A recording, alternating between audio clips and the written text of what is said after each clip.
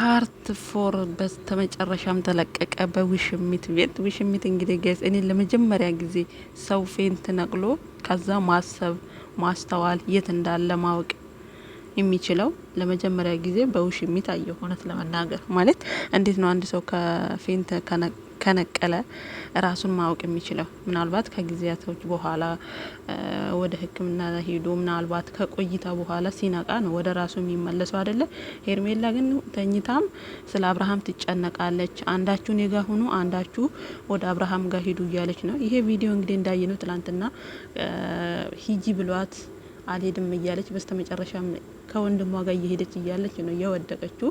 ከዛ ቀጣይ ይመስለኛል ዛሬ በቤቷ የተለቀቀው። ነገር ግን ያ ቪዲዮ ሳይሆን ከእንደገና እየተሰራ ቪዲዮ ነው። ምክንያቱም እዚህ ጋር ሁሉም ነገር አይታችሁ ከሆነ ተቀያይረዋል። እዛ ጋር የነበሩ ሰዎች እነ ሩቲ እነ ኤፊ ነበሩ። እነኚህ አዳዲሶች ደግሞ እንግዲህ ከወንድሟ ውጪ አዲስ የመጡ ሰዎች ናቸው።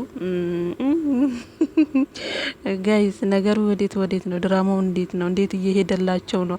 በአሪፍ ሁኔታ እየሄደላቸው ነው ለማለት ከባድ ነው እውነት ለመናገር።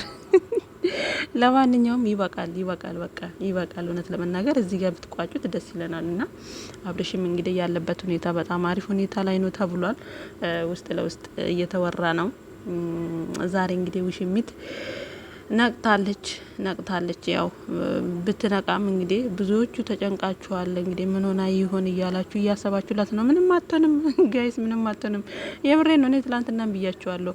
አውቃ ነው ሸርተት ያለችው እንጂ ፌንት በልታ አይደለም ብያችኋለሁ። ምክንያቱም ፌንት የበላ ሰው እኮ ጋይስ ራሱን አያውቅም። ቢያንስ ለተወሰነች ደቂቃ እንኳን ቢሆን ራሱን አያውቅም። ሄርሜላ ግን እዛች ጋር ፌንት ትነቅላለች፣ እዛች ጋር ትነቃለች፣ እዛች ጋር አብርሃም ማውራት ትፈልጋለች፣ እዛች ጋር አብርሃም ወደ ቤት ይዤ ካልሄድኩ ትላለች። የቱ ጋር ነው ታዲያ ፌንት የበላችሁ ጋይዝ? ወንድሟም ቢሆን ይኸው ተጸዳርቶ ልብሱን ቀያይሮ የእሷንም የእህቱንም ልብስ ቀያይሮ ነው የመጣው አዲስ